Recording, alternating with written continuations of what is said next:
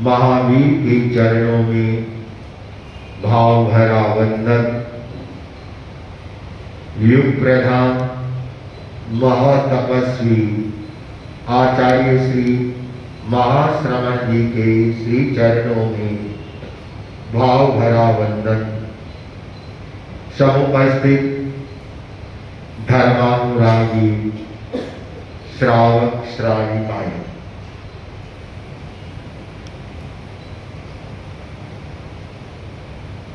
आज पूरा हिंदुस्तान है वह अपना स्वतंत्रता दिवस मना रहा है। 78वें स्वतंत्रता दिवस पर भारत में बड़े बड़े अनेक समारोह होते हैं। लोग आजादी का जश्न मनाते हैं। आज के दिन सैकड़ों वर्षों की गुलामी से भारत है वह आजाद हुआ था और स्वतंत्र भारत में हर दिशा में अपना विकास किया है, आगे बढ़ा है। अच्छा हो आज के इस दिवस पर जो हमारे प्रवचन का भी आज का विषय है कि भाषा में विष भी और अमृत भी। यदि राजनेता राष्ट्र नेता इस चीज को पकड़ ले और अपने भाषा को सुधार ले तो राजनीति बहुत सारे अंशों में स्वच्छ बन सकती है। एक नेता ऐसे शब्दों का, ऐसी भाषा का प्रयोग करते हैं कि आदमी शांति से भी बैठा है तो भी उसे गुस्सा आने की संभावना बन जाती है। भाषा एक संपर्क का माध्यम है। भाषा से हम एक दूसरे के साथ अपने विचारों को शेयर करते हैं। भाषा होने के कारण ही आदमी की अपनी पहचान है। नहीं तो कहना चाहिए पशु में और मानव में कोई अंतर नहीं होता। पशु की भाषा बहुत सीमित है, उनकी व्याकरण में बहुत शब्द नहीं है, लेकिन मनुष्य एक ऐसा प्राणी है जो अपने भाषा के माध्यम से अपने विचारों की अभिव्यक्ति देता है। दूसरों के विचारों को वह सुनता है, समझता है।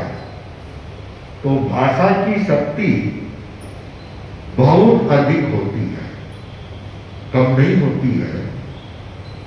कहा तो ये गया है कि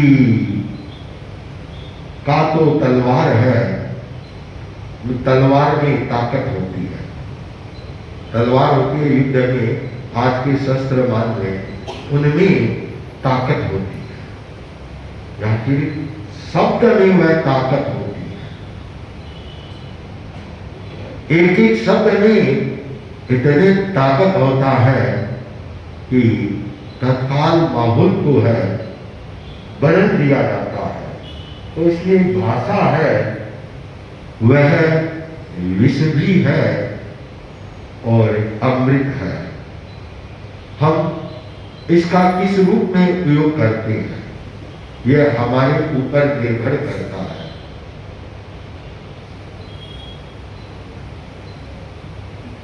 एक बारक जी थे, जो छंद आदि बनाते थे। राज दरबार में उनका ऐसा रुतबा बोलबाला रहता था। बोलने में थोड़े बहुत ही ज्यादा स्पष्ट होते थे, कटु सत्य भी बोल देते। कटु सत्य है वह विष का काम कर जाता है सत्य होते हुए भी। तो बारड जी उदयपुर के दरबार में पहुंचे। उसमें महाराणा भीम सिंह जी थे और भीम सिंह जी ने राज के काम में लगे हुए थे। ध्यान नहीं गया कि दरबार में बारड जी आए और बारड जी ने देखा मेरा स्वागत सम्मान कुछ नहीं हुआ, मौन का रहने वाले थे और आकर जोर से बोले, भीमा तू भाटो मोटा डुंगर माइनो। महाराजा भीम सिंह जी थे कि भीमा तू भाटो मोटा डुंगर माइनो। कि मेवाड़ में बड़े बड़े पहाड़ हैं, या आपके नेपाल में पहाड़ हैं, मेवाड़ में पहाड़ है कि भीमा तो भाटो है, पत्थर है, बड़े पहाड़ का पत्थर है। और महाराणा भीम सिंह जी का ध्यान गया उधर कि अरे बारड जी आए हैं। तत्काल खुद खड़े हुए और उनका स्वागत किया, सम्मान किया, उनको भेंट दिया और कहा बारड जी बदलो बदलो, ये नहीं, ऐसा मैं नहीं हूं। अब देखिए शब्दों का कितना असर कर देते हैं। भीमा तुम भाटो मोटा डूंगर माई लो, कर राखू काठो शंकर जी सेवा करो। अब 2 चरणों में तो बेचारे को इतना गिराया और अगले 2 चरणों में वापस उठा दिया। ये कर राखू काठो शंकर जी सेवा करो कि तू कैसा है भीम कि शंकर भगवान की तरह तुम्हारी पूजा करो, सेवा। और देखिए शब्दों का, भाषा का यह प्रभाव होता है। तो भाषा को विवेक से बोला जाए, समझ पूर्वक शब्दों का प्रयोग किया जाए तो वे शब्द अमृत का काम कर देते हैं, नहीं तो विष का काम भी कर सकते हैं। हम इस भाषा के जो हम दिन भर बोलते हैं, दिन रात बोलते हैं, केवल जिस समय शायद सोते होंगे उस समय मौन रहते हैं, नहीं तो बोलते ही रहते हैं। कई आदमी नींद में बोलते होंगे, बड़बड़ाते रहते हैं। तो हम जब भी बोले तो अच्छा बोले, दोनों पक्ष को हम समझें, चिंतन करें कि विष के रूप में भाषा का, वाणी का किस तरह से प्रयोग किया जाता है कि झूठ, अपमान और निंदा करने वाले शब्द हैं, वे दूसरे के लिए हानिकारक होते हैं। 3 चीजें, एक तो झूठ, एक अपमान और एक निंदा। ये 3 ऐसे शब्दों का एक साथ प्रयोग किया जाता है कि सुनने वाले व्यक्ति को अच्छा नहीं लगता है, उसके मन को ठेस लगती है, हो सकता है उसे गुस्सा भी आ जाए। यह भाषा का विषय है।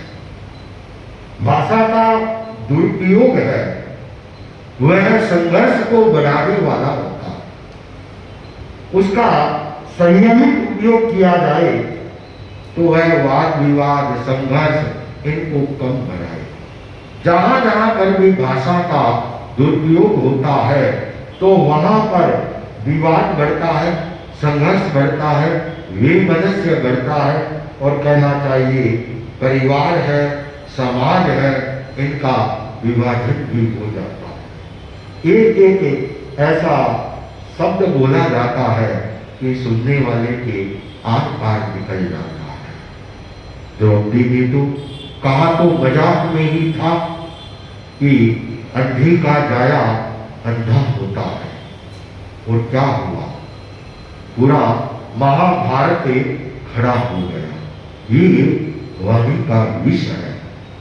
मजाक में कहा गया था, जब इंद्रप्रस्थ आए थे कौरव और वहां की महलों की रचना आदि सब देख करके, और इस तरह से कारीगरों ने बनाया कि जहां स्थल दिखता है वहां जल था, जहां जल है दिखता है वहां स्थल था। शायद आज कल के बड़े बड़े इंजीनियर भी फेल हो जाए उस वास्तुशिल्प को देख करके। और दुर्योधन सीधा चलने लगा, पानी में डूब गया। वहां आंगन सा था, जहां पानी बहता हुआ दिख रहा था वहां उसने अपने कपड़े को या धोती को ऊपर किया, फिर चलने लगा, वहां पानी नहीं था। तो द्रौपदी ऊपर बैठी हुई नजारा देख रही थी और बोल पड़ी। तो धृतराष्ट्र थे, जनमान्य थे कि अंधे क्या जाया अंधा होता। और उस दुर्योधन ने ये शब्दों को ऐसा उसके चीरा कि तो ये झूठ, अपमान और निंदा ये ऐसे हैं जिससे सब टूटती है। झूठ बोलना एक ऐसी आदत होती है कि सामने वाले को तो व्यक्ति धोखा देता ही है, लेकिन अपना विश्वास है उसको भी वह खत्म कर देता। जो झूठा बोला होता है उसका कोई दूसरे भरोसा नहीं करते, उसका विश्वास नहीं करते हैं। अपमान करने वाले शब्द दूसरों को बड़े हानि पहुंचाते हैं। उनके मन में वे एक घृणा का या अपमान का या लज्जा का सा अनुभव करते हैं। और कईयों के तो मन में आ जाता है, बदला लेने की भी भावना बन जाती है कि मेरे को ऐसा कहा तो क्यों कहा। ये भाषा का एक पक्ष है, विष का पक्ष है, तो एक पक्ष है इसका अमृत का भी है। जो सच्चे प्रेम पूर्वक मधुर शब्दों का प्रयोग करते हैं तो वह सामने वाले में उत्साह भर देते हैं, उसको प्रेरित कर देते हैं। वे प्रेरक बन जाते हैं और उनके जीवन में, सामने वाले के जीवन में वे सकारात्मक परिवर्तन ला देते हैं। यह होता है विवेक पूर्वक या अमृत तुल्य शब्दों का प्रयोग करने से। सोच समझ करके और जो शब्दों का प्रयोग करते हैं तो वे शांति को, एकता को, सौहार्द को, अपनत्व को है इसकी वृद्धि कर देते हैं। यह भाषा का अमृत पक्ष है। सच्चाई बोलना एक ऐसी बात होती है कि वह दूसरों में अपना विश्वास पैदा करता है, दूसरों के साथ में अपना एक संबंध है उसको बना देता है। एक मुनि के लिए जगह जगह पर इस चीज को लेकर के सावधान किया गया है। दो चीज है, एक है भाषा समिति, दूसरी है वचन गुप्ती। दो है, भाषा समिति, वचन गुप्ती, दोनों में क्या अंतर है? दोनों में बहुत अंतर है। भाषा समिति, समिति होती है, उसका तात्पर्य होता है संयम पूर्वक प्रवृत्ति, वह समिति है। तो भाषा समिति संयम पूर्वक बोलना, विवेक से बोलना। भगवान ने कहा है असावज्जम नियम काले भाषम भाषित जपन्नवम। उत्तराधिक सूत्र का है असावज्जम नियम काले, है सावध्य न सावध्य भाषा पापकारी भाषा वह मुनि न हो। काल का विवेक करके, भाषा का विवेक करके ये सावधानी रखे। वही 10वें आयत में मुनि के लिए, भाषा समिति के लिए एक पूरा का पूरा अध्ययन है।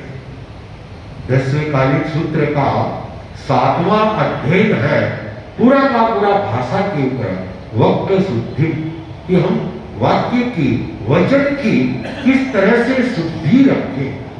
वह सबके लिए उपयोगी है। साधु के लिए तो है ही, श्रावक है या गृहस्थ है उसके लिए भी उपयोगी है। वहां का एक अच्छा श्लोक है कि तहेव काणम काणित्ति पंडगम पंडगेत्ति वा वायम वारी रोगित्ति तेरम चोरित्ति नो वै। कि जो सत्य है तो भगवान ने ऐसे कटु सत्य को बोलने की आज्ञा नहीं दी है। आप कहीं पर भी देख ले, भगवान महावीर की वाणी में, आगमों में 32 ही आगम में कहीं नहीं मिलेगा कि सत्य बोलो। ये आदेश है। यदि ये आदेश होता तो फिर कटु सत्य है, मर्म का प्रकाशन करने वाला सत्य है, वह बोला जा सकता। वहां मुसा वायाओ वीर मरम, मृषावाद न बोले, ये कहा गया है। और उस मृषावाद के उस कथन को ही स्थान स्थान के ऊपर संतों को सावधान किया गया है। यहां पर भी यही कहा है कि तैव कान काणेति। एक व्यक्ति काना है, एकदम सत्य है, और उसको कहे कि ओ कानिया, क्या होगा? उसके मन को ठेस लगे। तैव काणम काणेति पंडगम पंडगेत्ति। कोई पढ़ा लिखा नहीं है, पंडित नहीं है, तो कहे ए मूर्ख, इधर आ। अब ये शब्द है, कैसा लगेगा? अच्छा नहीं लगेगा। ऐसे ही वायम वायु रोगी, एक आदमी है, बहुत बीमार रहता है, ठीक होता ही नहीं है। कोई असाध वेदनी का उसके उदय है और इसको कहे ए रोगला इधर आ। वो ऐसे ही बीमार है। एक चोर है, चोरी करता है, मालूम है ये चोर है, उसको न कहे कि ये चोर, ये उसके मन को ठेस पहुंचा। ये शब्दों में इसका काम करती है। तो क्या कहा जाए? कहने का अच्छा तरीका अपनाया जाए कि कोई व्यक्ति आंख से अंधा है, अब उसको कहे कि अंधा, उसकी अपेक्षा उसे कहे तो वो सूरदास जी, क्या बात है, कैसे हो? और सूरदास जी कहने में और अंधा कहने में कितना, एक आंख से देखता है, उसे काना कहने की अपेक्षा यह कहा जाए कि समदर्शी, एक आंख से सबको समान देखने वाला, समदर्शी प्रभु नाम तिहारो। किसका नाम है? समदर्शी भगवान होती है, जो एक समान सबको देखती। तो भाषा का विवेक है, वह सभी के लिए है, वह जरूरी होता है। और इसलिए कहा है कि हम अपनी वाणी को है अच्छा, और जो अच्छा बोलने वाला होता है, मधुर बोलने वाला होता है, प्रिय बोलने वाला होता है, वह कहीं पर भी जाए वो दूसरों को अपना बना लेता है। कठोर कटु शब्दों का प्रयोग करता है तो वह अपनों को भी पराया बना लेता है, अपनों को भी दूर कर लेता है। एक पंडित थे, संस्कृत भाषा के बहुत बड़े जानकार थे, व्याकरणाचार्य थे, आशु कवि थे, लेकिन बहुत ही गरीब थे। उस जमाने में ये बहुत जगह देखने को मिलता है। संस्कृत के बड़े बड़े प्रकांड विद्वान, जिन पर सरस्वती देवी की अपार कृपा, लेकिन लक्ष्मी जी महाराज एकदम नाराज, एकदम नाराज। उस पंडित के रोज खाने की समस्या रहती। अब इतना बड़ा पंडित है, थोड़ा स्वाभिमानी भी था, दूसरों के सामने हाथ नहीं फैलाता था, तो उसके कारण और समस्या थी। जब घर में खाने के लिए कुछ नहीं बचा, तो एक दिन उसने विचार किया क्या करें। तो सोचा और कहीं नहीं, राजा भोज के पास था। धारा नगरी का राजा मध्य प्रदेश में है, धारा नगरी, जहां आज भी भोजशाला है। मैं भी वहां देख करके आया था भोजशाला को। तो वहां तक वह पंडितों का सम्मान करता। तो आया गरीब था, पुराने कपड़े थे, फटे से कपड़े पहने हुए थे, फटी सी पगड़ी थी माथे पर, और दरबार में जाने लगा। द्वारपाल ने रोक दिया, अंदर नहीं, अभी मेरे को जाने दे, राजा से मिलना है। द्वारपाल बोला, राजा भूत आप जैसे व्यक्तियों से नहीं मिलते, अपने सकल सूरत जाके आईने में तो देखो कैसा हो। अरे जाने दे मेरे, तेरे को नहीं पता मैं कौन हूं। कहा कौन हो तुम, बताओ कौन हो। तो पंडित बोला, मैं राजा भोज का भाई। द्वारपाल उसको आंखें में आज देखने लगा, तू राजा भोज का भाई, ये मुंह ये महसूस किया। कहा राजा भोज, और कहा तुम, अरे तेरे को कहते हुए संकोच नहीं आया, राजा भोज का तुम भाई है। मैं तो नहीं मानता तेरे को। पंडित था, होशियार था, बुद्धिमान था। अरे तेरे मानने न मानने से क्या हो, भाई तो भाई रहेगा ना। तो मेरे को अंदर मत जाने दे, मेरा एक काम तो कर दे कि क्या, कि तू जा राजा से कह दे कि आपका भाई आपसे मिलने के लिए आए। फिर राजा भोज कहेंगे तो मैं सभा में आ जाऊंगा, नहीं तो यहां से चला जाऊंगा। तो मेरे को रोकने वाला कौन है। ठीक, वह द्वारपाल दरबार में गया, राजा भोज से कहा। राजा भोज को भी आश्चर्य हुआ कि मेरा भाई, और इस दीनहीन दशा में। नहीं, द्वारपाल बोला, वो तो बड़े रोग के साथ, रुतबे के साथ कह रहा है कि मैं राजा भोज का भाई हूं। राजा भोज ने कहा, इतना कह रहा तो आने दे। हाँ, राजा को तो काम ही है जनता से मिलना, आने दे। जब परमिशन हो गई, द्वारपाल आया कि आप जा सकते हैं। वह अंदर आया और अंदर आकर के प्रणाम नमस्कार किया। राजा भोज ने देखा, अरे ये तो एकदम गरीब है, तो गरीब से भी एकदम गरीब है, इतने फटे पुराने कपड़े हैं, और इसकी जमाने में पगड़ी थी, ये पगड़ी के भी वो धागे लटक रहे हैं, जैसे खेजड़ी की सांगरियां लटकती है, ऐसे लटक रहा है। उस हाजिर का, मैं आपका भाई। राजा भोज को भी कुतूहल हुआ कि भाई मेरा भाई कैसे है, बता मेरा भाई कैसे है तुम। तो कवि तो था ही, तत्काल श्लोक बना दिया कि आपदाच तौ माता, तौ माता च संपदा, आपात संपत्ति भगिनौ तेनाहं तव बांधवा।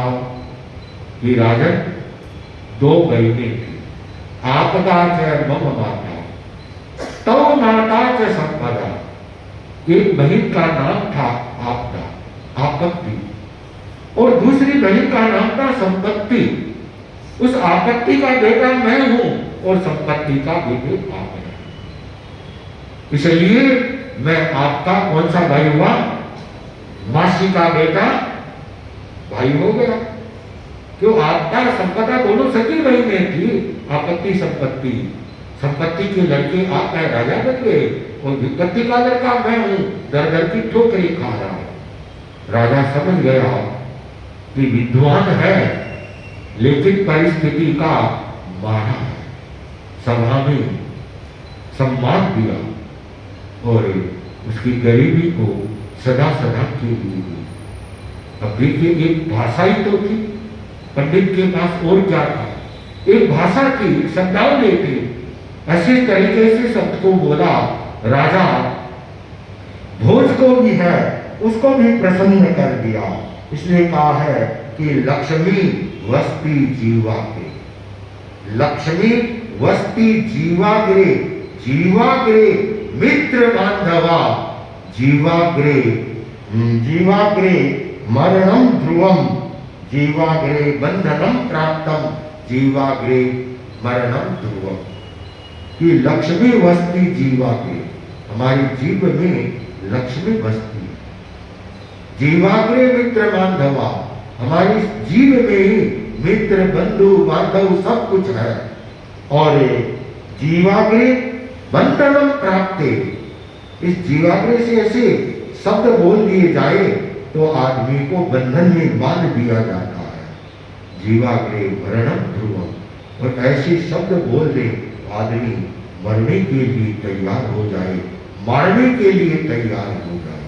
तो हम भाषा के दोनों पक्षों को हम समझें। एक भाषा का विष का पक्ष भी है और एक अमृत का पक्ष भी है। हम कोशिश करें अमृत के पक्ष का उजागर करें, विवेक पूर्वक विचार पूर्वक अच्छे शब्दों का प्रयोग करें, तो जिससे सारे हैं उसे अपने लगे, पराए कोई नहीं लगेंगे।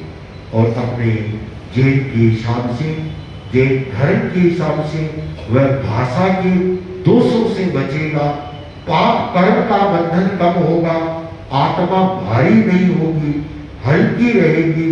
और जो रिजु होता है वो रिजु जनों की सरल गति होती है। हम शब्दों के लचीलापन में विश्वास करें, अमृतमय शब्दों का प्रयोग करें। अस्तु, इसी भावना के साथ ओम आनंद। आज अभी प्रवचन से पूर्व काफी परिचित भी है पहले से, कुछ नए भी हैं।